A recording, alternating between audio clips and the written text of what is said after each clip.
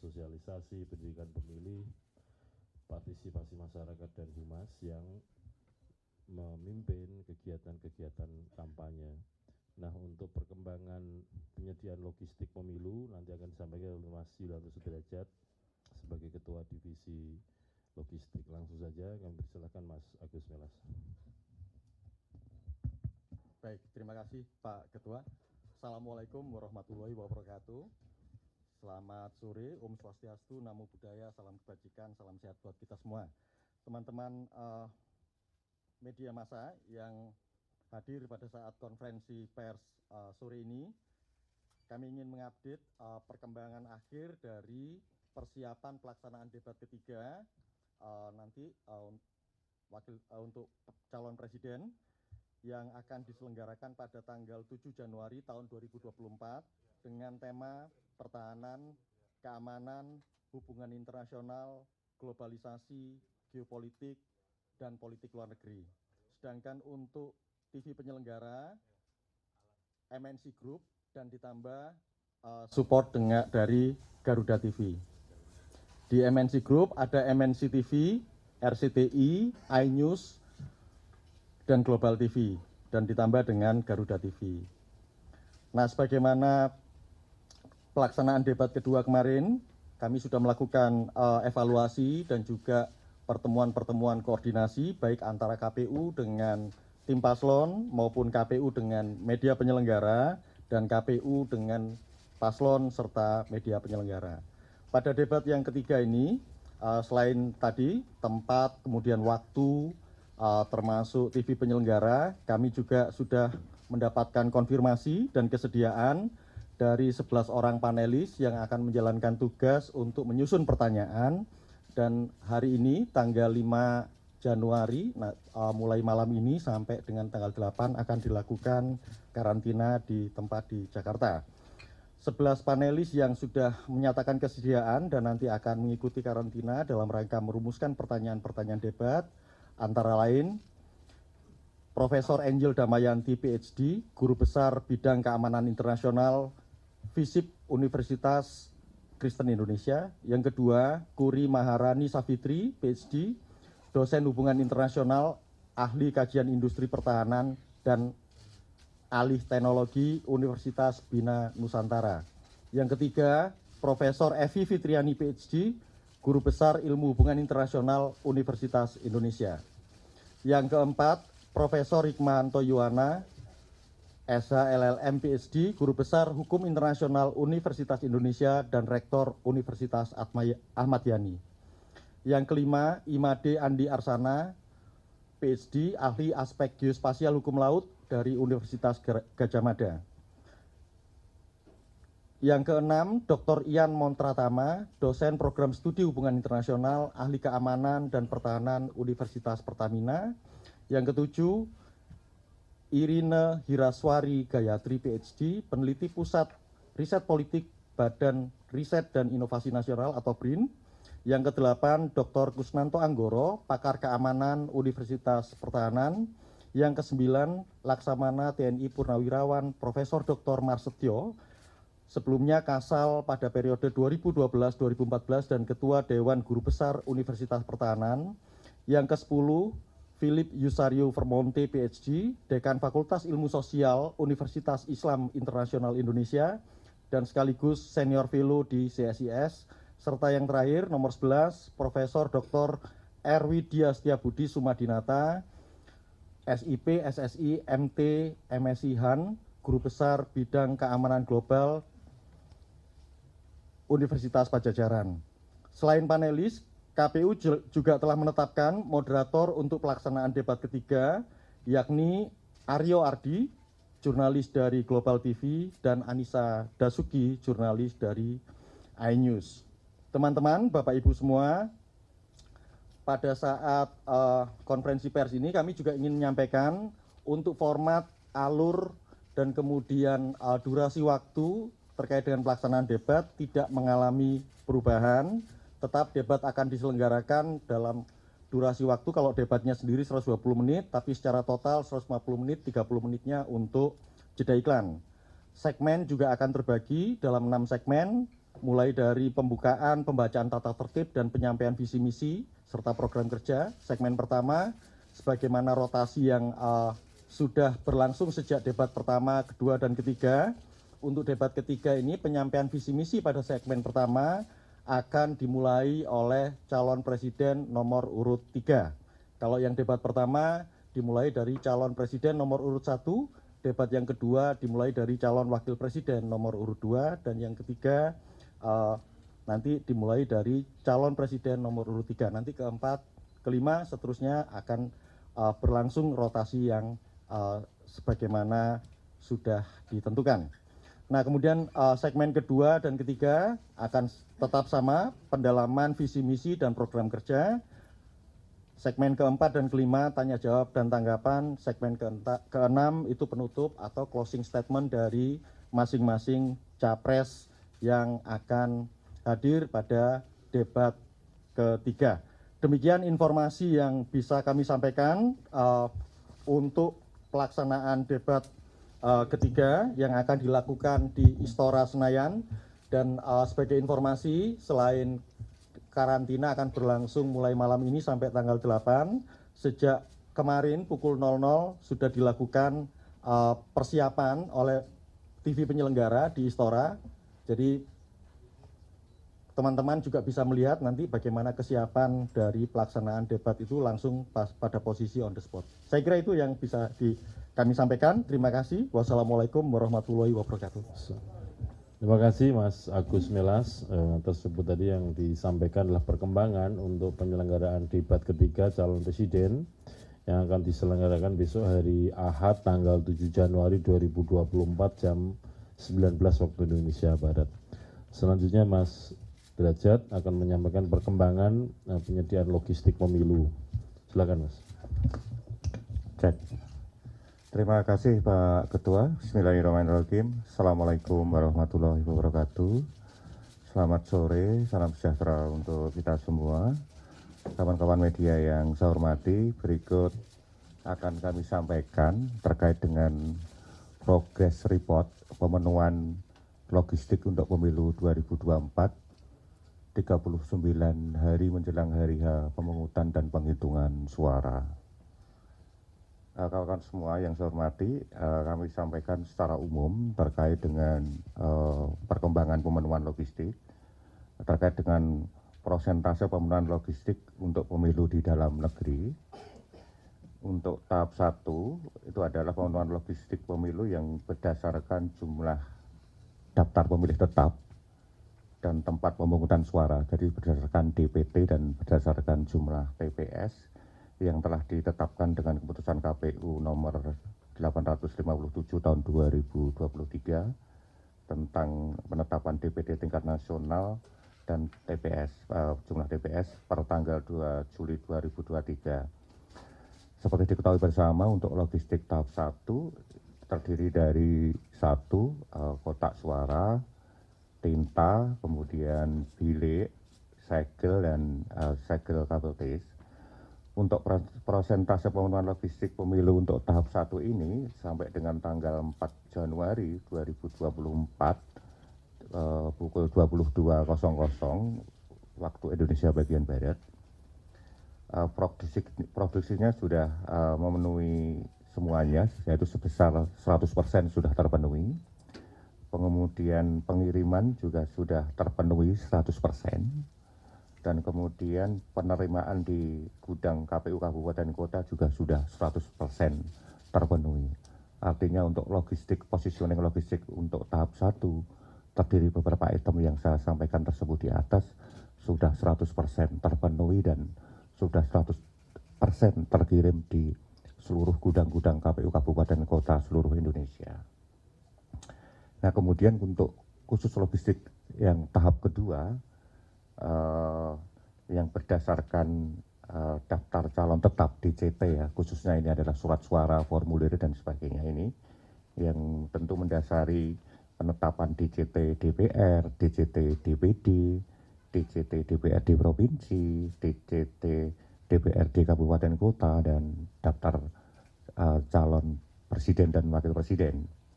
Ini untuk logistik tahap 2 ini terdiri dari Satu, surat suara untuk presiden dan wakil presiden, kemudian surat suara DPR, kemudian surat suara DPD, surat suara DPRD provinsi, dan surat suara DPRD kabupaten kota.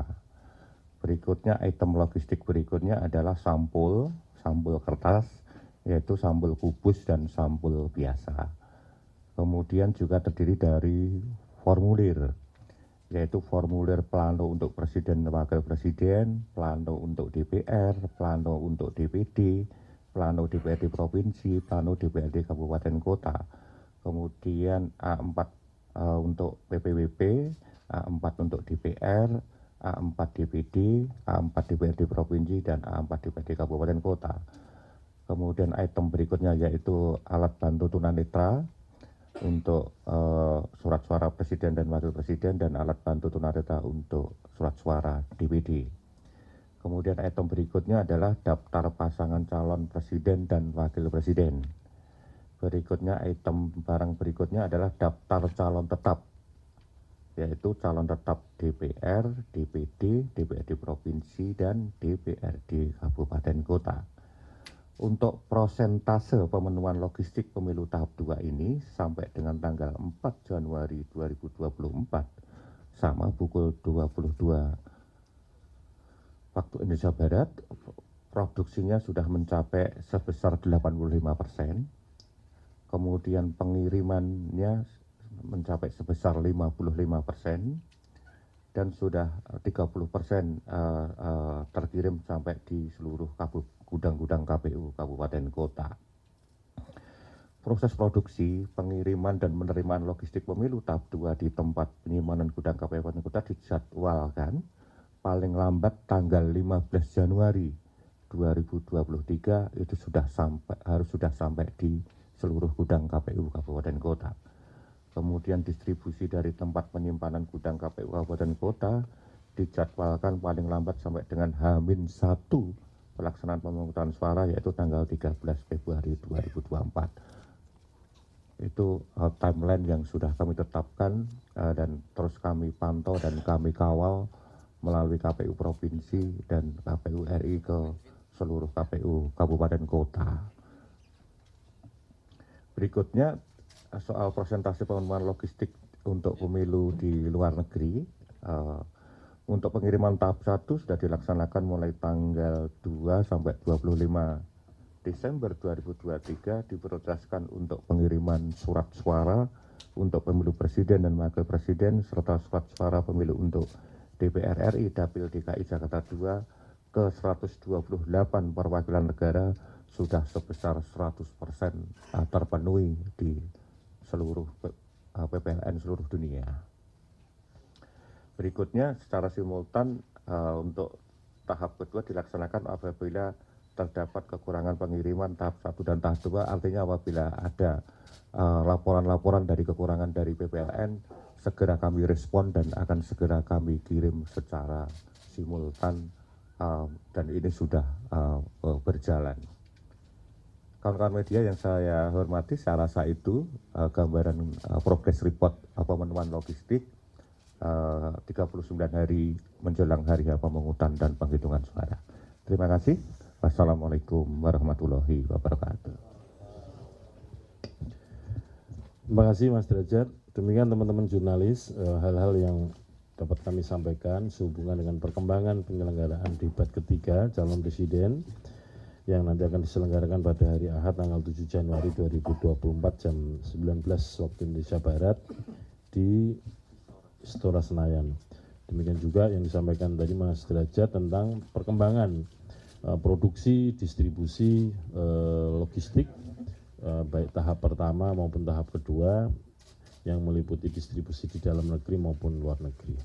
Sekiranya ada beberapa hal yang ingin disampaikan, dipersilahkan teman-teman. 1, 2, cukup 2 ya? Oke. Terima kasih Mas Hasim, Mas Melas.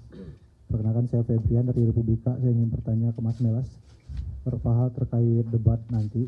Yang pertama soal TV penyelenggara ya. Ini berarti ada penambahan ya Mas ya, dari awalnya hanya 4 TV MNC Group, ditambah 1 Garuda TV. Ini apa alasannya ya Mas? Apakah ini terkait dengan keberatan TKN sebelumnya yang merasa khawatir MNC Group tidak adil menyelenggarakan? Apakah ini terkait dengan itu? Itu pertama. Yang kedua, soal panelis. Cawapres nomor urut 1 yaitu Muhaimin Iskandar merasa keberatan dengan adanya 2 panelis dari Universitas Pertahanan karena berada di bawah naungan Kemenhan begitu. Nah, dia berharap KPU untuk kalau bisa mengganti. Tapi kita tahu ini proses sudah berjalan. Nah, bagaimana KPU merespon keberatan ini? Lalu terakhir soal sesi tanya jawab debat nanti, itu bagaimana mengatasi, berkaca dari debat sebelumnya ya, ada penggunaan singkatan SGIE dan segala macam, itu mengatasinya bagaimana dari KPU kepada penyelenggara atau kepada moderator nanti? Atau melarang sama sekali para capres menggunakan singkatan dalam debat? Sekian, terima kasih. Ada? Ya, Mas. Ya. Saya Ade dari Tempo. Pertanyaan hampir sama tadi soal panelis, yaitu capres nomor urut cawapres nomor urut 1 mempertanyakan bagaimana KPU menjamin agar para panelis ini bisa independen gitu. Nah, itu kemudian yang kedua, beberapa kali kan KPU juga mengingatkan cawapres nomor urut 2 ya, Gibran, untuk tidak menyemangati pendukungnya. Nah, untuk debat kali ini apa yang dilakukan KPU dan apa diingatkan lagi atau bagaimana gitu. Terus soal dana kampanye juga Pak, itu kan terakhir tanggal 7 ya, laporan dana kampanye sejauh ini sudah berapa parpol yang sudah melaporkan gitu terkait dana kampanye. Terima kasih. Terima kasih. Terima kasih teman-teman sekalian. Yang pertama soal panelis ya, bahwa panelis ini bisa berasal dari berbagai macam sumber atau kelembagaan. Tetapi kami meyakini bahwa beliau-beliau ini kan punya kapasitas, punya integritas akademik yang dapat dijaga atau dapat dipertahankan, sehingga hal-hal yang berkaitan dengan panelis, baik berkaitan dengan bidang keahlian maupun berkaitan dengan dari institusi mana atau lembaga mana, itu sudah disampaikan dan dibicarakan terakhir dalam rapat antara KPU dengan tim pasangan calon dan televisi hari apa Mas kemarin itu? Ini hari Jumat, tanggal 4 ya, berarti hari Kamis kemarin. Jadi kita meyakini semuanya punya integritas lah para panelis itu. Toh nanti apapun yang ditulis oleh panelis pertanyaan, itu ada 18 pertanyaan, dan sebagaimana yang sudah di debat pertama maupun debat kedua, itu mekanisme pengambilannya juga mekanisme undi secara bertingkat. Jadi begitu diambil tema apa, kemudian dapat pertanyaan nomor berapa. Jadi kalau ada 18 pertanyaan dan kesempatan untuk seperti itu, sudah pasti tidak semua pertanyaan juga akan diperoleh. Dan sekali lagi untuk memperoleh juga menggunakan mekanisme undi yang saya kira kita sama-sama mengetahui dilakukan secara transparan ya. Kemudian yang kedua, tentang media televisi, KPU ini kan sebagai penyelenggara pemilu merespon atau mempertimbangkan berbagai masukan dari berbagai pihak, terutama tim pasangan calon yang akan memfasilitasi masing-masing calonnya untuk debat, sehingga dengan demikian termasuk perubahan komposisi televisi penyelenggara dengan adanya penambahan 1 televisi di dalam grup yang akan dalam tim televisi yang akan menyelenggarakan siaran debat tersebut, tentu sudah dengan berbagai macam pertimbangan dan berbagai pembicaraan dengan para pihak yang terlibat di dalam debat capres nanti atau debat yang ketiga, baik itu dengan tim calon maupun dengan pihak media atau televisi yang akan menyelenggarakan. Kemudian yang ketiga, teman-teman di sini kan kebanyakan nama televisi juga pakai singkatan toh, bener gak? Jadi ya biasa-biasa saja lah pakai singkatan. Tetapi supaya kemudian tidak menimbulkan problematik, karena ada singkatan yang mungkin orang tidak familiar dengan singkatan itu, tentu kami menyampaikan kepada masing-masing tim pasangan calon supaya calon yang akan berdebat, apakah calon presiden, apakah calon wakil presiden, itu menyampaikan kepanjangan kalau ada singkatan ya, dan kemudian kalau ada istilah yang itu secara awam atau secara umum belum populer atau tidak terlalu familiar digunakan, supaya dibaca efektif, langsung to the point tentang topik atau substansi yang dipertanyakan. Jadi tidak lagi katakanlah menambah pertanyaan tentang itu singkatan dari apa atau apa itu maksudnya, sehingga mengajukan pertanyaan diharapkan secara clear, jelas, mudah dipahami oleh mitra debatnya tadi yang ditanya. Saya kira itu, dan itu semua sudah dijadikan evaluasi, sudah disampaikan kepada semua tim pasangan calon, termasuk tadi yang ditanyakan teman Tempo soal pasangan calon soal calon wakil presiden nomor 2 yang dikhawatirkan nanti menyemangati pendukung dan segala macam, sudah juga kita sampaikan, kita lakukan evaluasi supaya hal-hal yang menimbulkan sesuatu yang dianggap tidak tertib atau tidak sesuai dengan kesepakatan dengan para pihak supaya tidak dilakukan lagi. Saya kira demikian ya teman-teman. Soal dana kampanye. Soal dana kampanye batasnya adalah sampai tanggal 7 Januari. Menurut laporan yang masuk kepada kami, baik itu di KPU Pusat, kan entitasnya beda-beda nih. Peserta pemilu yang ditangani pusat melapornya ke KPU Pusat, peserta pemilu yang di provinsi lapornya ke KPU Provinsi, demikian juga di kabupaten kota. Peserta pemilu untuk pemilu presiden adalah pasangan calon presiden wakil presiden, itu juga sudah menyampaikan perkembangan laporan kampanye. Pada dasarnya nanti kan perkembangannya tetap dilaporkan ya, kan ini laporan awal. Dan kemudian untuk partai politik itu betul yang lapor adalah partai politik, tetapi calon-calon juga melaporkan, sehingga partai politik juga bertugas mengkoordinasikan isian atau laporan dana kampanye dari masing-masing calon, yang kemudian nanti kalau dikompilasi atau direkapitulasi itu menjadi laporan dana kampanyenya partai politik. Jadi komponennya ada yang betul-betul itu katakanlah penerimaan atau pengeluaran dari partai politik, ada yang memang itu masing-masing calon, semuanya dilaporkan kepada partai politik, kepada KPU melalui partai politik. Nanti kalau sudah selesai batas waktunya dan sudah saatnya dibuka kepada publik untuk bisa diakses informasi perkembangan laporan dana kampanye, tentu akan kami sampaikan kepada publik. Saya kira demikian yang dapat kami sampaikan. Terima kasih.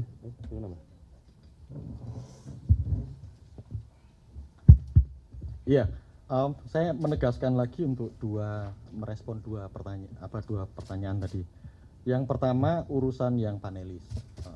Panelis debat ketiga ini, yang jelas mereka memang kita cari, kemudian kita konfirmasi berdasarkan kualifikasi, kompetensi, dan latar belakang yang memang sesuai dengan tema yang kita tetapkan untuk debat ketiga. Nah, kedua, konfirmasi dan kesediaan itu juga sekaligus mengkonfirmasi bukan saja kesiapan dari para panelis untuk dikarantina, termasuk menandatangani fakta integritas, dan juga pertanyaan ke beliau-beliau semua, apakah setiap panelis ini bukan menjadi bagian dari tim kampanye atau pelaksana kampanye. Jadi itu sudah clear di situ. Nah, nanti mekanisme kerjanya tentu KPU tidak akan masuk ke sana, tapi yang jelas 11 orang panelis ini akan merumuskan pertanyaan bersama-sama. Jadi semua akan tahu, semua akan saling sesuai ketat dengan tema yang disusun. Nah, untuk respon yang kedua terkait dengan penggunaan akronim. Ini kan beberapa kali juga di rapat-rapat evaluasi bersama tim paslon segala macam. Pada akhirnya apa yang disampaikan oleh Pak Ketua tadi sudah tepat. Memang kan posisinya untuk tim paslon ada beban juga untuk menjelaskan kepada masing-masing calon presiden wakil presiden terkait dengan penggunaan akronim ataupun istilah-istilah yang tepat. Tetapi kalau memang itu terjadi, itu disepakati bahwa peran moderator akan menjalankan fungsi itu untuk mempertegas terkait dengan akronim ataupun istilah tanpa mengurangi waktu dari setiap paslon, apakah calon presiden atau wakil presiden pada saat debat dilaksanakan. Itu sudah clear di sana. Saya kira di sana. Terima kasih. Terima kasih. Demikian teman-teman atas perhatian. Oke.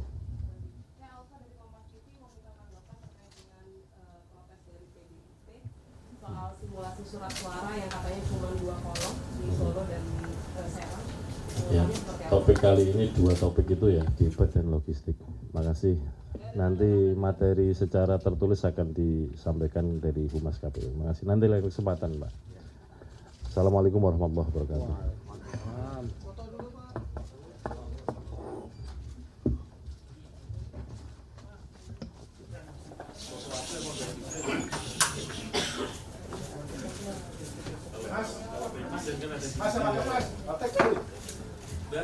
Belum. Untuk, Saya duduk. Iya. Yang mana yang pakai face?